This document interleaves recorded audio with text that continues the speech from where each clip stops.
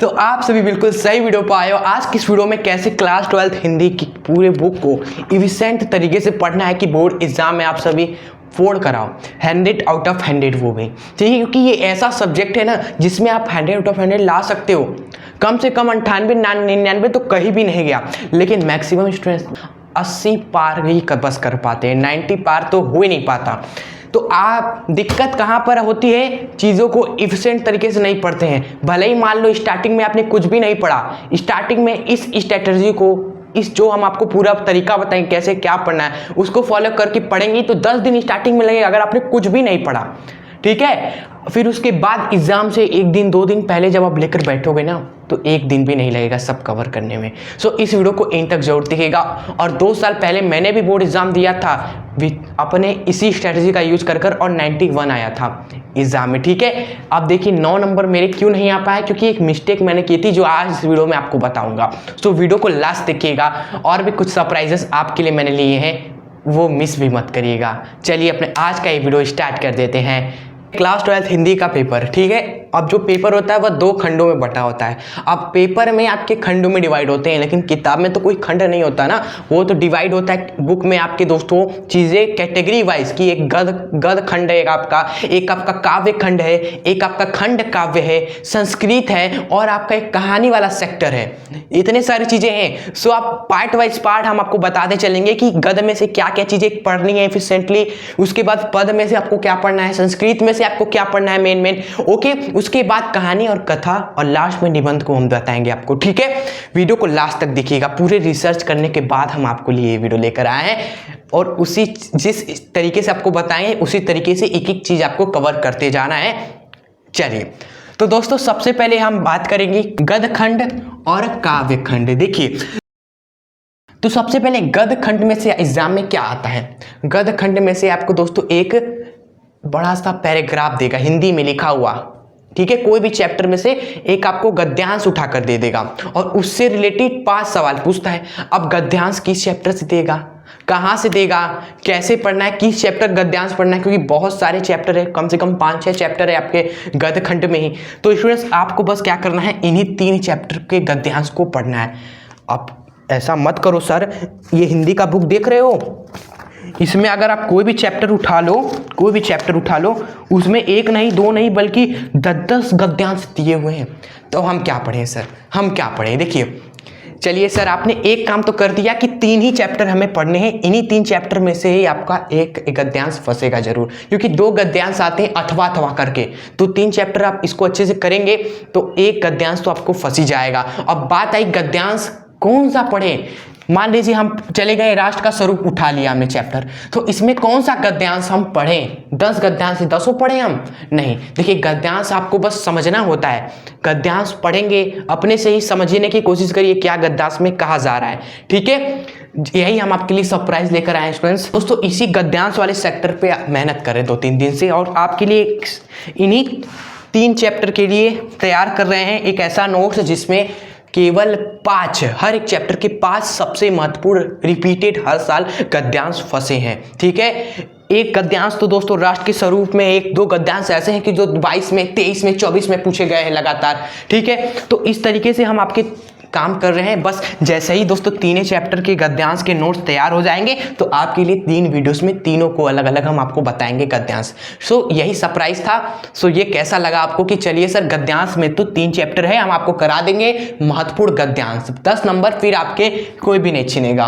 Clear. आपको क्या करना है सर, गद्यांश में और क्या काम है हमें, वह है लेखकों का जीवन परिचय याद करना होता है। तो लेखक आपको 3 याद कर लेने हैं, 1 2 3, 2 मत याद करिएगा। यही एक मिस्टेक मैंने किया था स्टूडेंट्स, मैंने केवल 2 ही याद किया, मैंने बस 2 ही याद किया। मैंने कहा कि चलो 3 आता है ना, 2 याद कर ले रहे हैं, एक फंस ही जाएगा।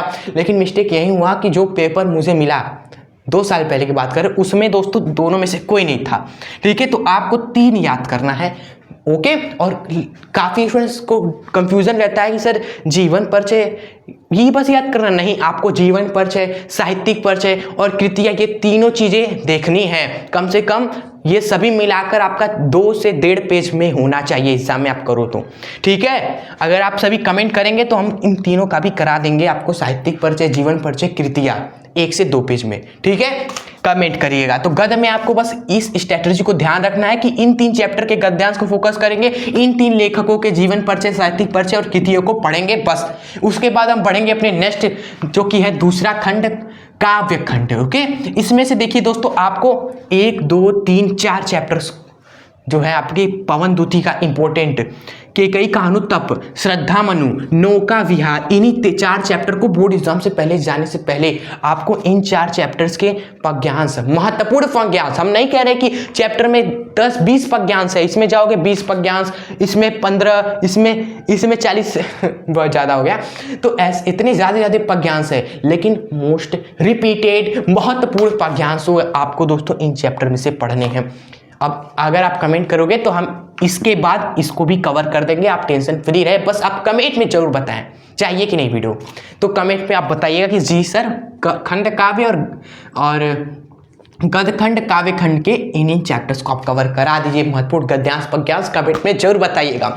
उसके बाद दोस्तों काव्य खंड में इन 3 कवियों के आपके जीवन परिचय, साहित्यिक परिचय और कृतियों को याद करना है, ठीक है। इसका एक अलग से भी बेनिफिट होता है, 10 MCQ जो आपको स्टार्टिंग में पूछे जाते हैं ना, उसमें से 3 मैक्सिमम 4 MCQ तो अगर आप कर ही ले जाओगे, अगर आपने लेखकों की कृतियों को याद कर लिया, क्योंकि 2-3 सवाल तो कृतियों पे ही पूछ लिया जाता है जो हम याद करते हैं लेखकों का कृतियाँ इन तीनों में, ठीक है। आपको एक पेपर दिखाते हैं, इसी में ही देखिए, ये जो हिंदी का पेपर है इसमें 10 MCQ में देखिए एक पूछा गया, जैसे ध्रुवास्मनी किस विधा की रचना है भाई, ये ध्रुवास्मनी हमारे जयशंकर प्रसाद ने लिखा है, नाटक विधा की रचना है। ओके, तो ये कृतियाँ याद करने की हमारे होते हैं क्या फायदे, बेनिफिट्स।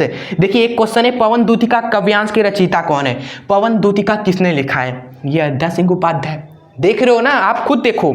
तो ये आपको पता चला गद्य एवं काव्य खंड में कैसे पढ़ना है, इसलिए हम कह रहे थे MCQ हमेशा आपको लास्ट में देखना है, क्योंकि आप जब स्टार्टिंग में इन चीज़ों को पढ़ोगे तो मैक्सिमम MCQ तो आप ऐसा ही सॉल्व कर रहे हो, क्योंकि MCQ मतलब कि ऑप्शन रहेगा ना, तो काहे का टेंशन। तो अब देखिए ये 2 चीज़ें तो हमने आपको समझा दी, अब हिंदी में और भी आपके पार्ट है ना, तो वो भी हम आपको बताते हैं।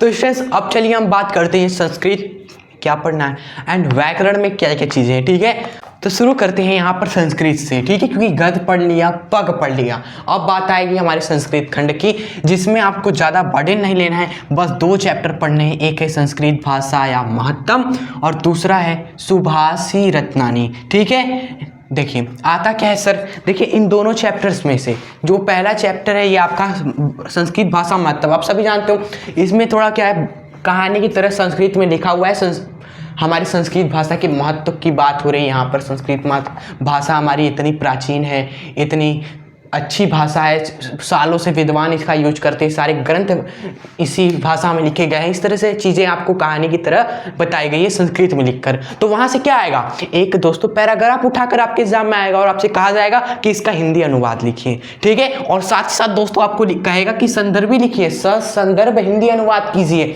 क्योंकि संदर्भ के ही 2 नंबर मिलते हैं और हिंदी अनुवाद के 5 नंबर, ठीक है। तो आपको संदर्भ लिखना है कि ये जो आपका प्रस्तुत गद्यांश आप दिए हो संस्कृत वाला, वह हमारे हिंदी किताब के, हमारे पाठ्य पुस्तक हिंदी के संस्कृत खंड में संकलित संस्कृत भाषा महत्तम पाठ से लिया गया है।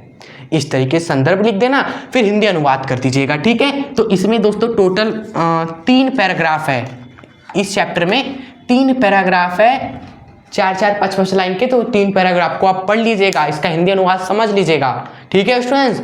और कुछ नहीं, उसके बाद सुभाषी रत्नानी में आइएगा। सुभाषी रत्नानी में दोस्तों कम से कम 20-25 होंगे श्लोक, लेकिन 20-25 श्लोक आपको नहीं पढ़ने, आपको महत्वपूर्ण श्लोक इसमें देखा जाए तो केवल 7 या फिर 5 ही महत्वपूर्ण श्लोक है, जिसमें से एग्जाम में क्वेश्चन पूछे गए, पिछले 5 साल का पेपर उठा लीजिएगा तो देखोगे कि 5-6 ऐसे श्लोक है जो लगातार पूछे जा रहे हैं, कभी इस सेट में तो कभी उस सेट में, कभी इस सेट में, ठीक है। तो हम क्या करेंगे, आपको इन दोनों चैप्टर को अच्छे से 2 वीडियो में क्लियर कर देंगे, ठीक है। अभी आगे वीडियो से आएगी ना, गद्य पढ़ेंगे, पद पढ़ेंगे, संस्कृत खंड भी दोस्तों हम आपको क्लियर कर देंगे, आप चिंता मत करिएगा, हम महत्वपूर्ण आपको श्लोक वीडियो में बता देंगे एक वीडियो में, ठीक है।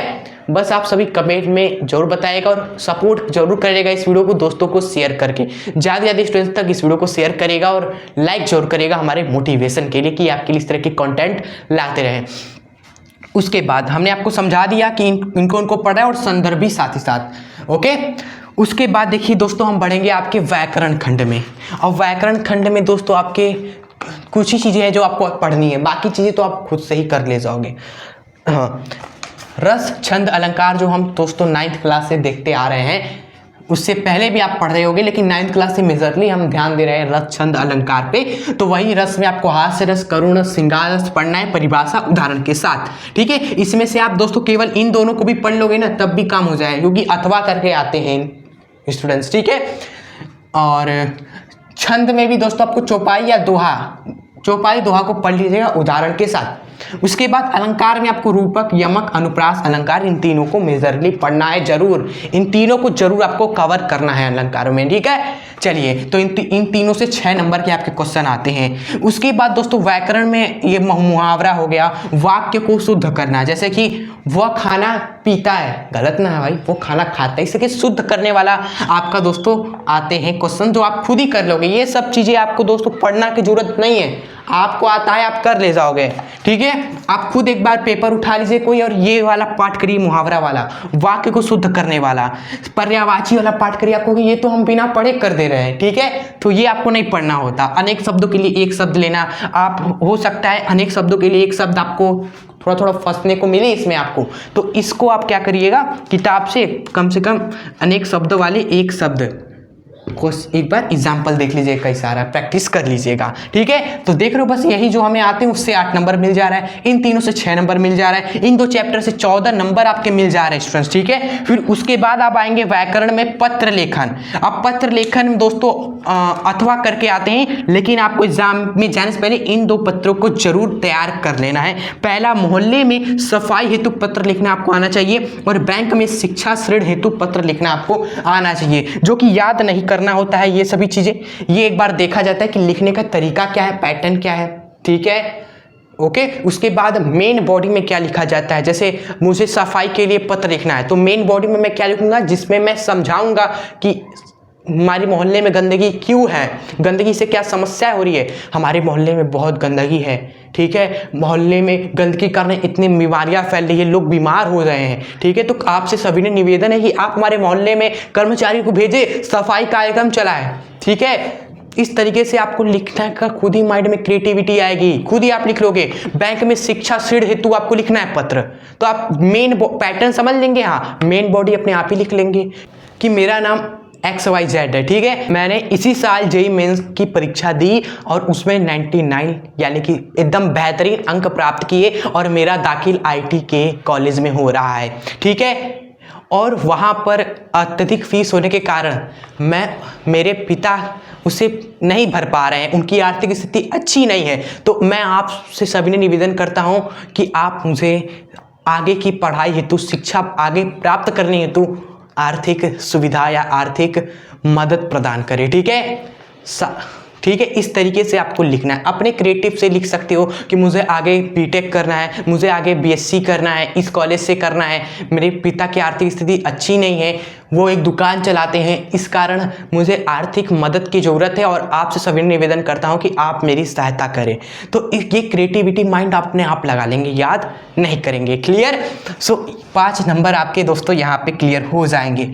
अब उसके बाद आपको बताएंगे हम निबंध, कहानी कौन सा पढ़ना है, कथा साहित्य क्या है, उसके बाद वीडियो को एंड करेंगे हम आप सभी। ठीक है, वीडियो कैसी लग रही है आप सभी कमेंट में मुझे जरूर बताइएगा। चलिए देखते हैं आगे। तो बस अब आपको कहानी, कथा साहित्य यानी कि खंड काव्य कौन कौन से है, साथ ही साथ निबंध आपको बता देते हैं। क्लियर? फिर वीडियो फिनिश। और स्टूडेंट्स, कहानी में आपको बस 2 ही कहानियाँ अच्छे समझनी है, पंचलाइट और बहादुर। 5 नंबर आपके फिनिश। सारांश आपका 100% फिक्स आएगा ही। कहानी बस दोनों कहानी को अच्छे से समझ लेना है। पंचलाइट, बहादुर, ये दोनों इसलिए हमने लिए हैं क्योंकि ये 2 बहुत ही आसान कहानी है, बहुत ही आसान है, सिंपल सा। पंचलाइट कहानी बहुत ही मज़ेदार कहानी है, हाँ।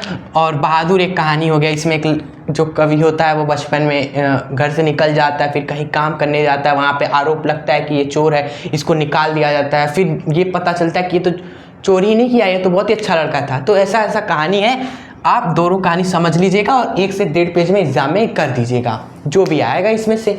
उसके बाद खंड काव्य देखेंगे स्टूडेंट्स। खंड काव्य में आपकी कथा है, कई सारे कथा है, लेकिन ये कथा आपको जिला के अनुसार पढ़ना है। बहुत सारी कथा है, रश्मि रति है आपका, ओके, इसी तरह बहुत सारे नाम की कथा हैं आपकी, तो आपको जिला के अनुसार पढ़ना है। जी कौन बताएगा सर? आप बुक उठाओगे, बुक में ही लिखा होता है कि ये कहानी जो है ये कथा जो है ये इस ज़िले के लोगों को पढ़ना है, बच्चों को पढ़ना है। ये जो कथा है वह इस ज़िले के लोगों को, स्टूडेंट्स को पढ़ना है, ठीक है। तो ये आप देख भी सकते हो या स्कूल में भी पूछ सकते हो अपने रिस्पेक्टेड टीचर से। क्लियर? चलिए, तो ये आप देख लीजिए कथा और अपने जिला के अनुसार पढ़ लीजिएगा। 5 नंबर के क्वेश्चन आते हैं दोस्तों उस पर। क्लियर? तो ये तो 5 नंबर फिक्स है, कथा मालूम चल गया, बस उसी को पढ़ लेना है। सत्यनारायण भगवान की जय हो। उसके बाद स्टूडेंट्स हम बढ़ जाएंगे निबंध में। निबंध आप जितना भी पढ़ें लेकिन कम है, लेकिन कम से कम पता तो टॉपिक पता होना चाहिए जिस पे हम आधार तैयार कर सके, फिर एग्जाम में हम लिख देंगे अपने आप, ठीक है। जैसे मान लीजिए हमने आपको बता दिया बेरोजगारी की समस्या पर आपको निबंध आ गया, तो आपको पता हो पहले कि हाँ बेरोजगारी की समस्या पर निबंध आ सकता है, तो थोड़ा बहुत बेरोजगारी के बारे में जान ले, क्या क्या स्थिति है, कितने नंबर ऑफ पीपुल्स बेरोजगार है, थोड़ा थोड़ा आइडिया आप ले लेंगे माइंड में टॉपिक से, फिर एग्जाम में आप अपने क्रिएटिविटी से लिखिएगा। याद आपको नहीं करना। ये हमने दोस्तों 6 लिखे हुए हैं निबंध, ये टॉपिक है, बस थोड़ा थोड़ा हर एक टॉपिक के बारे में आइडिया माइंड में आपको ले लेना है कि हाँ ये आएगा तो इसमें ये चीज़ें हम करके लिख देंगे अपने हिसाब से, ये आएगा तो बेरोजगारी में ये चीज़ें हम आइडिया ले लेते हैं, एग्जाम में खुद से हेडिंग डालकर लिख देंगे। क्लियर? और निबंध में हमेशा एक हेडिंग जो प्रस्तावना का है वो, एंड लास्ट वाला हेडिंग उपसंहार, ये पहला और लास्ट वाला हेडिंग जरूर रहना चाहिए, और बीच में 3 हेडिंग आप दीजिएगा। क्लियर? इस तरह 5 हेडिंग बन जाएंगे तो 9 नंबर आपसे नहीं कोई छीनेगा। बस हेडिंग मत देना, उसके अंदर लिखना भी हर एक हेडिंग में, ठीक है। तो दोस्तों ये रहे हमारी आज की वीडियो, जिसमें हमने आपको कंप्लीट हिंदी तो नहीं लेकिन हाँ 90% हिंदी आपको पूरा बता दिया। अब स्टूडेंट्स इसको आप अच्छे से कवर करिएगा, उसके बाद MCQ वाली चीज़ों पर आइएगा। अगर आप कमेंट करोगे तो MCQ पर हम आपको वीडियो बना देंगे अलग से, जिसपे हम मोस्ट इंपॉर्टेंट MCQs बताएंगे, और ये भी बताइएगा कि गद्यांश और पद्यांश हर एक महत्वपूर्ण चैप्टर्स के जो हमने आपको बताए ना, चाहिए तो कमेंट बॉक्स में आप कमेंट करें, हम जल्द से जल्द आपके लेकर आएंगे, ठीक है। बस अपना यूं ही प्यार और सपोर्ट बनाए रखें। अगर वीडियो पसंद आई हो तो जाने से पहले इस वीडियो को एक छोटा सा लाइक जरूर कर दीजिएगा, दोस्तों को भी शेयर भी जरूर कर दीजिएगा, और हमारे चैनल पे नए तो सब्सक्राइब करके हमसे जुड़ना ना भूलें। चलिए मिलेंगे आपसे नेक्स्ट इंपॉर्टेंट वीडियो के साथ, तब तक के लिए यूं ही हंसते रहें, मुस्कुराते रहें। आपका इस वीडियो को पूरा देखने के लिए बहुत ही बहुत दिल से धन्यवाद। जय हिंद, वंदे मातरम।